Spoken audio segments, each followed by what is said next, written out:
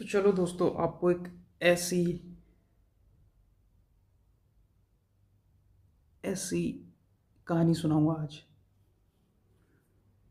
जिसको आधा लोग नहीं समझ पाएंगे। आधा लोगों की समझ में नहीं आएगी ये कहानी।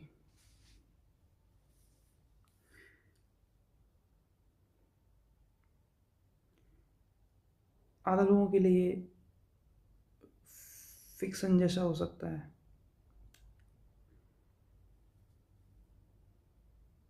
बट कुछ लोगों के लिए मैं स्टोरी बना रहा हूँ।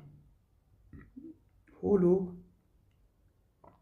जिसको इस कहानी की बहुत ही ज़्यादा ज़रूरत है, जो लाइफ के ऐसे मोड़ पे भी फंसे हुए हैं जहाँ से उनको बिल्कुल भी समझ नहीं आ रहा है कि क्या करना है, कहाँ जाना है, क्या कर सकते हैं। और मैं ऐसा पहला इंसान नहीं हूँ जिसने इसी सेम कॉन्सेप्ट पे जो बोल रहा है, इस पे बहुत लोगों ने बोल चुका है। पर बहुत तो नहीं कहूँगा, बहुत रेयर लोगों ने, बहुत चुनिंदा जीनियसों ने इस पे बोल रखा है, पर उन्होंने कभी एक्सप्लिसिटली नहीं बताया इसके बारे में। बिल्कुल डायरेक्ट बोल रहे हैं, इसको कहानियों के तौर पे बोला है। इसका रीज़न पता नहीं क्या रहता है, ऐसा वो क्यों करते हैं कि डायरेक्ट नहीं बोलते हैं। मुझे लगता है जब वो इतने समझदार हैं तो शायद इसका भी कोई रीज़न होगा कि वो डायरेक्ट नहीं बताते इस बात को, वो इसको एक कहानी में रख के बोलते हैं। इसके पीछे भी मैं मानता हूँ, इसके पीछे रीज़न होगा बहुत बड़ा। तो मैं भी कोशिश करता हूँ कि इसको सिर्फ कहानी की तरह बताया जाए। इसको डायरेक्ट, क्या पता डायरेक्ट बताने में, मुझे नहीं पता इसको डायरेक्ट बताना चाहिए कि नहीं बताना चाहिए, पर मैं देखता हूँ मुझसे जैसे भी हो पाएगा, जैसे मेरे दिल से आवाज़ आएगी वैसे मैं आपको बताऊँगा इस कहानी के बारे में। इवन विलियम शेक्सपियर, इस आज से कम 1500 ईस्वी में उसका जन्म होता है। उसका एक नोवेल है टेम्पेस्ट, द टेम्पेस्ट। बेसिकली इसी चीज़ के बारे में है, पर अगर आप उसको पढ़ोगे तो शायद जो नॉर्मल इंसान है उसको नहीं समझ में आएगा कि उसमें टोटल ही सिंबलिज्म है। वहाँ पे कैरेक्टर ऐसे हैं जो एक बहुत डीप मीनिंग को दर्शा रहे हैं, पर आपको बड़ी बोरिंग स्टोरी लगेगी, क्योंकि आप वो असल में आप लोगों के लिए, वो बहुत सारे लोगों के लिए तो स्टोरी है ही नहीं। बहुत ही कम लोगों के लिए वो स्टोरी है, बहुत कम लोगों के लिए स्टोरी है वो। पर मेरा ये वीडियो बनाने का उद्देश्य क्या है कि अगर ये स्टोरी उन तक पहुंचेगी जिनको इसकी जेन्युइन में ज़रूरत है, तो मेरा काम तो हो गया भाई। मैं इतना ही चाहता हूँ इस वीडियो बना के। तो बात कुछ ऐसी है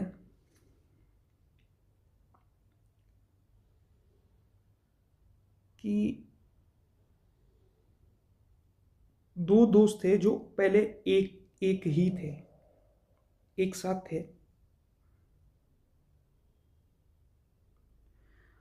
एक साथ ही रहते थे, उनकी बहुत अच्छी मित्रता थी। परंतु एक दोस्त धीरे धीरे उस दूसरे दोस्त को धोखा देना स्टार्ट कर देता है, उसको चीट करता है। जो प्रोमिसेस करता है वो फुलफिल नहीं करता है, उसका मूर्ख बनाता है, उसको साइडवेज करता है, उसकी सुनता नहीं है। शुरू शुरू में तो पता नहीं चलता है, धीरे धीरे। और ये दोस्त ऐसे दोस्त है कि ये ऐसा नहीं है कि इन दोनों की आपस में अनबन होगी तो एक दूसरे रास्ते चले जाएगा और एक दूसरे रास्ते चले जाएगा, और एक कभी आपस एक दूसरे की चेहरा नहीं देखेंगे। ये एक ही साथ रहेंगे, ये कहीं नहीं जा सकते, ये एक ही जगह रहेंगे, एक साथ रहेंगे। एक साथ इनका जन्म हुआ है, एक साथ ही इनकी मृत्यु होगी। एक साथ आए थे, एक साथ जाएंगे। ये सेपरेट नहीं हो सकते, रहना इनको एक साथ है।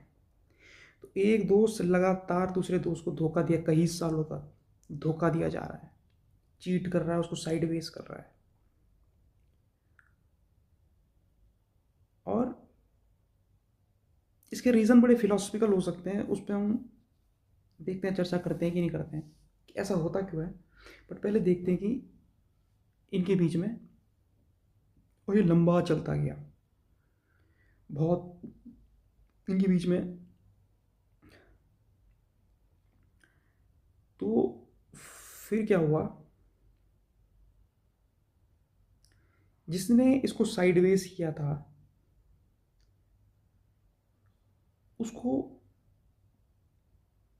पता ही, वो लाइफ में परेशान रहने लगा। जिसने इस अपने दोस्त को साइडवेज किया था, जो लगातार उसको नेग्लेक्ट करता था, इग्नोर करता था, वो लाइफ में बहुत ज़्यादा परेशान रहने लगा। और फिर वो रीज़न ढूंढने निकला, सारी जगह उसने रीज़न ढूंढे कि मैं इतना दुखी क्यों हूँ। उसने पढ़ाई करी, उसने विभिन्न विभिन्न किताबें छानी, रिलीजन में छानी, इधर छानी, वहाँ पे उसने आंसर ढूंढे। कुछ उसको मिले, उसको लगा इससे सोल्यूशन हो जाएगा, उसने वो भी किया, कुछ सोल्यूशन नहीं हुआ, कोई भी उत्तर उसको नहीं मिला उसका।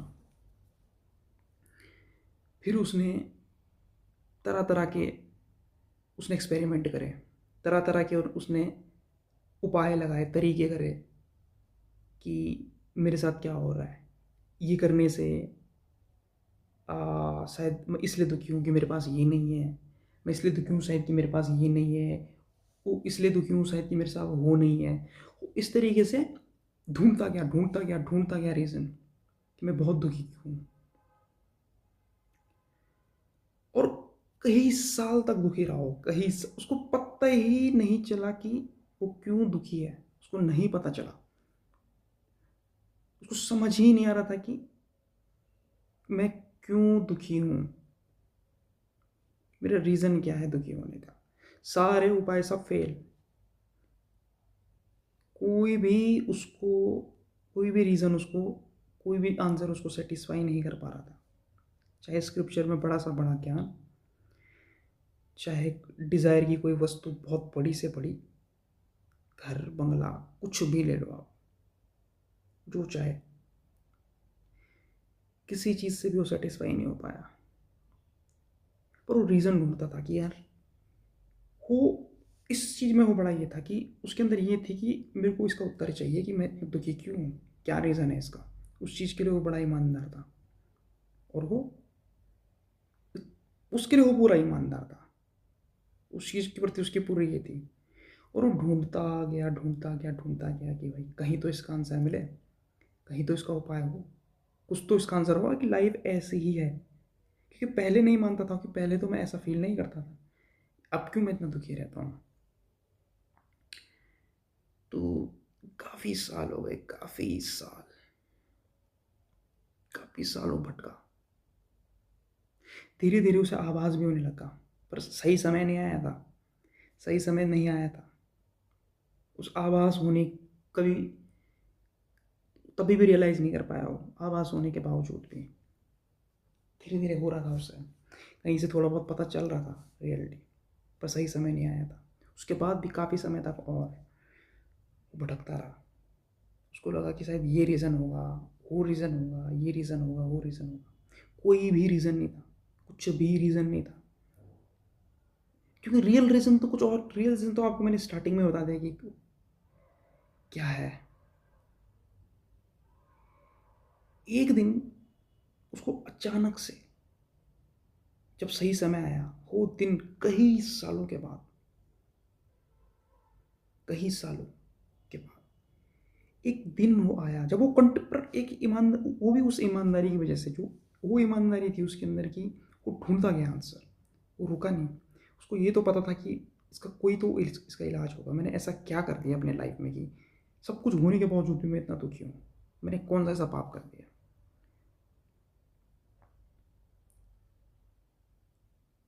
और वो परेशान रह रहा है, उसको पता ही नहीं कि मुझे कौन परेशान कर रहा है, कौन है जो मुझे परेशान करता है।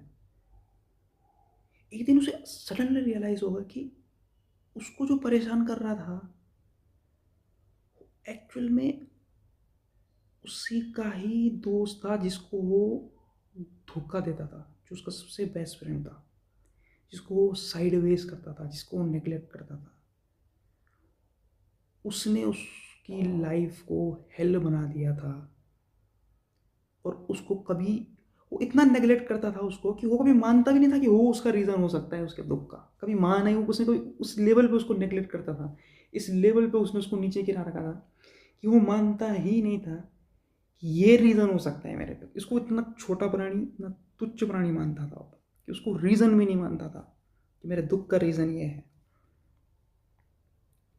एक दिन बाय गॉड ग्रेस और कुछ ही बोलो आप, उसको सडनली रियलाइज हो जाता है, सडनली, कि oh this is this is the person जिसके कारण मैं इतना दुखी हूँ लाइफ में इतने सालों तक। और वो उसी के साथ रहता था, उसको पता भी नहीं चला।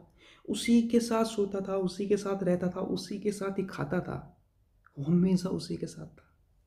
उसको कभी पता नहीं चला कि मेरे दुखी का कारण असल में मेरे साथ उठता है, बैठता है, जागता है, सब कुछ मेरे साथ ही करता है। वो बाई गॉड ग्रेस उसको रियलाइज हुआ, नहीं तो पता नहीं कितने और साल लग जाते हैं। कर्मा का रहता होगा, हमें नहीं पता real answer. By God grace उसको रियलाइज होता है कि जिसको मैं बिल्कुल ही तुच्छ मान रहा हूँ, उस ही ने मेरी लाइफ जानू बना रखी है। क्योंकि वो मेरा ऐसा पार्ट है, वो मेरे साथ सोएगा भी, वो मेरा ऐसा अभिन्न अंग है। मैंने उसी को ही नेग्लेक्ट किया, उसी की मैंने नहीं सुनी, उसी को ही मैंने प्रताड़ा, उसी उसी उसी को मैंने अनसुना किया, उसकी मैंने बिल्कुल इज्जत नहीं करी। और उसने मेरी लाइफ जहन्नुम बना दी। और मुझे कभी रियलाइज ही नहीं हुआ कि वो मेरे साथ ही रहता है।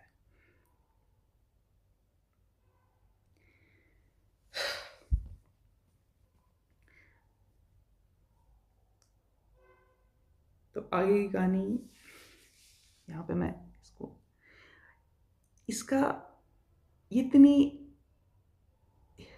कुछ लोगों के लिए बनाई है मैंने, पहले मैंने डिस्क्लेमर दे दिया है, ये सबके लिए है भी नहीं। किसी हेल्प होगी इससे, जो समझ जाएगा कि मैं क्या कहना चाह रहा हूँ।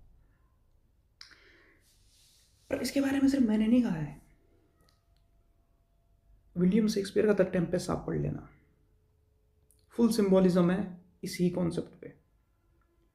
देखो, पर अगर आपका सही समय नहीं आया होगा तो आपको और समय लगेगा, पर आपको एटलीस्ट इंस्पायर करना पड़ेगा उसके प्रति। आपको ये मानना है कि जितनी ज़्यादा आपके अंदर पीड़ा होगी, आपको आंसर चाहिए, क्योंकि आपको बाहर निकलना है उससे, आपको चाहिए उसका उत्तर। और जब तक आप ये नहीं समझोगे, आप कुछ भी कर लो, तब तक कोई इसका समाधान नहीं है।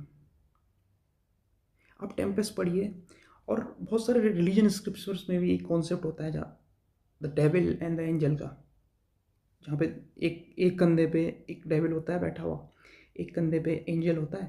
वो कान पे उनकी डायरेक्शन होती है, और कान पे हो कभी एक एक सिरे से कान में ये बोलता है, और एक सिरे से कान में ये बोलता है। ठीक है, तो बेसिकली सिमिलर कॉन्सेप्ट है, पर बहुत वहाँ तो अलग सिंबलिज्म है। विलियम शेक्सपियर के टेम्पेस्ट में पढ़ोगे तो वहाँ अलग सिंबलिज्म है। और मैंने जो एग्जांपल दिया वो मैंने अभी खुद से ही बनाया है। ठीक है, सिमिलर कॉन्सेप्ट है। तो आप, और ये जरूर पूछना कि भाई, जिसको आपने जिसने आप जिस जिस जिसको आपने इतना ये किया है ना, प्रताड़ित, उसको ज़रूर पूछना कि भाई मेरे से ऐसी क्या गलती हो गई है, और तुझे क्या चाहिए मुझसे, तो कब मुझे माफ़ करेगा। जरूर उसको पूछना ये क्वेश्चन,